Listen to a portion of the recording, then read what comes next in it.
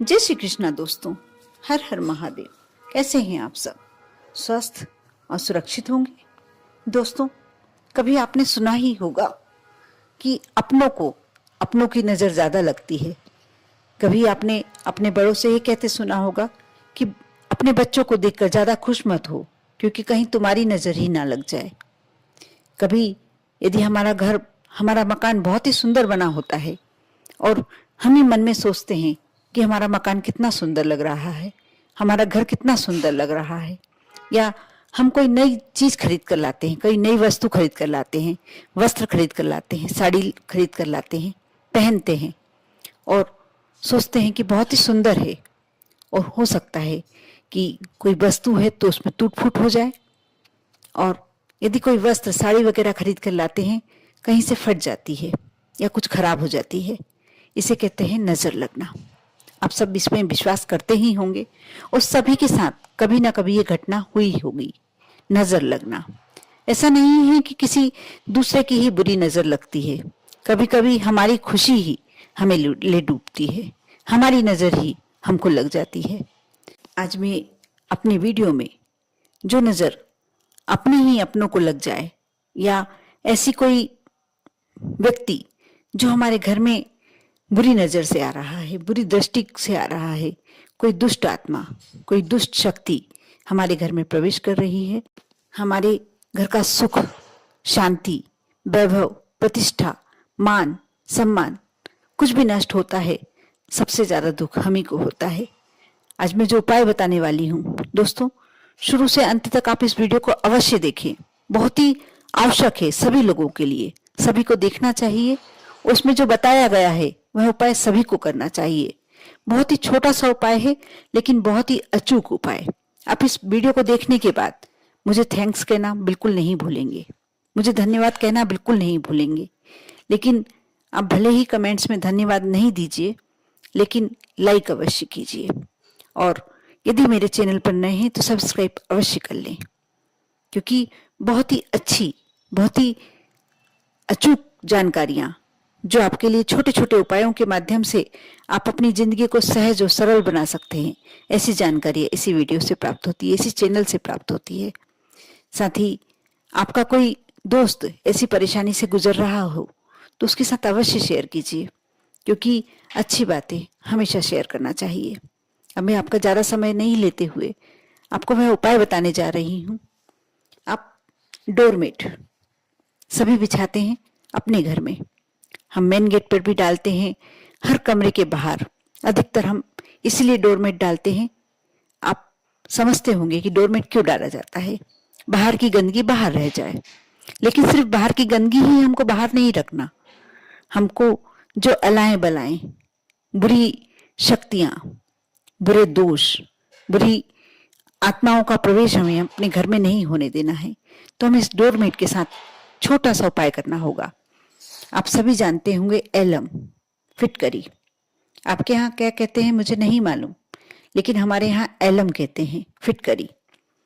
आप फिटकरी लीजिए, बाजार से बहुत आसानी से प्राप्त हो जाएगी। बहुत ही छोटी सी नमक जैसी आती है, जैसा खड़ा नमक होता है वैसे ही फिटकरी आती है।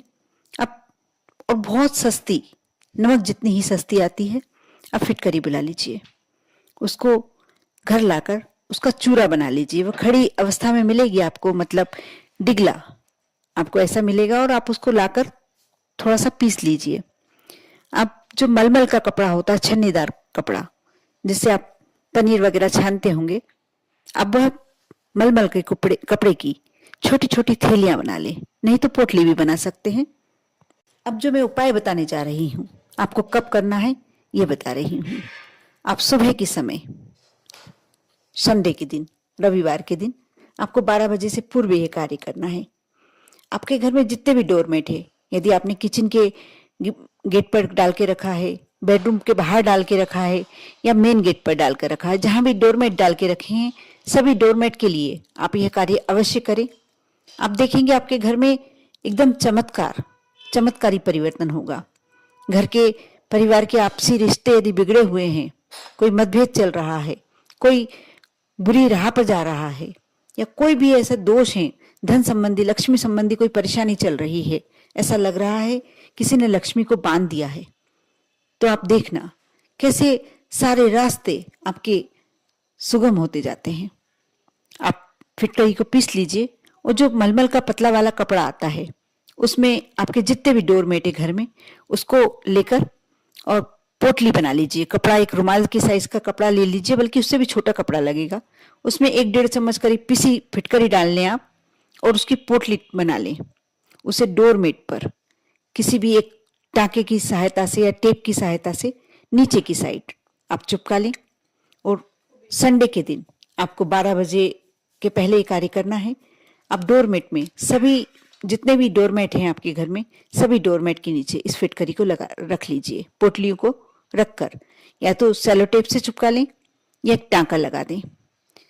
बस आपको इतना ही करना है। या 15 दिन में, महीने भर में एक बार जब आपको लगता है कि जब पतला कपड़ा रहेगा छन्नी जैसा, तो उसमें से फिटकरी छन छन कर निकल जाएगी। आपके घर में कोई भी बाहर का व्यक्ति आए या आपके घर का व्यक्ति घर में आए, आप बाहर जाएं, आप नेगेटिव ऊर्जा, जो भी नकारात्मक शक्तियां हैं, उनको सभी को बाहर निकालते हुए अंदर आएंगे। क्योंकि फिटकरी में एक आपने सुना होगा, कभी किसी को नजर लग जाती है तो आप क्या करते हैं, आपके घर में बताया जाता है कि नींबू को 7 बार बार लें आप उसके ऊपर से और काटकर 4 दिशा में फेंक दीजिए।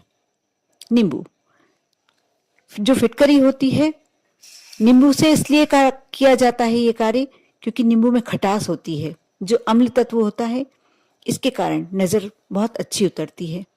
वैसे ही फिटकरी में इससे 1000 गुना अम्ल तत्व होता है और इसके कारण फिटकरी को बहुत ही अच्छा माना गया है। सकारात्मक ऊर्जा के लिए बहुत ही महत्वपूर्ण कार्य करती है ये फिटकरी को। आप यदि इस तरह से पोटली बनाकर यदि आप अपने डोरमेट के नीचे रख लेते हैं, जब भी कोई व्यक्ति आपके घर में आता है या आप भी आते हैं, बाहर की नकारात्मक ऊर्जा उस डोरमेट के सहारे बाहर ही रह जाती है। जो फिटकरी लगी हुई है, आप जब डोरमेट के ऊपर पैर रखते हैं, आप समझ लीजिए आप जितनी भी नकारात्मक शक्तियां बाहर से लेकर आए थे, बाहर की बाहर रह गई, कोई प्रवेश कर ही नहीं सकता। इस तरह से जब आप अपने किचन में, बेडरूम में, सब दूर आप डोरमेट जहां जहां बिछाया हुआ है आप वह लगा लेते हैं, तो आपके घर में हमेशा हर कार्य अच्छा होगा।